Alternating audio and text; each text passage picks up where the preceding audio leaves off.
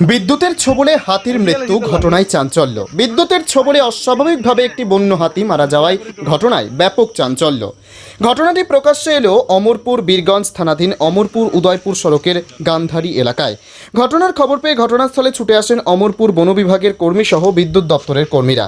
প্রাথমিক ধারণা অনুযায়ী জানা গিয়েছে উচ্চ ক্ষমতা সম্পন্ন বিদ্যুতের তারের সংস্পর্শে হাতিটি মারা গিয়েছে, এমনটাই জানান এক বন আধিকারিক। বলে একটা জঙ্গলে হাতি মারা গেছে। স্যার এটা কি পালা হাতি না বন্য হাতি স্যার? বন্য হাতি। কটার দিকে খবর পাইছেন? আমরা 9টা 10-15 এরকম। এখন কি করা হইবে তবে? এখানে আমরা হাই অথরিটি তার কাছে খবর দেওয়ার পর তারা আইতেছে এবং সকালে একবার আইতেছে। তখন বিভিন্ন সিস্টেম আছে, যে ডিপার্টমেন্টের যেটা রুল আছে এই রুল অনুযায়ী আমরা এইগুলি এখানে করি। স্যার প্রাথমিক ধারণা অনুযায়ী মানে কিভাবে মারা যেত? মারা গেছে এটা। প্রাথমিক ধারণা আমার মনে হয় কারেন্টের শর্ট মারা গেছে। আমরা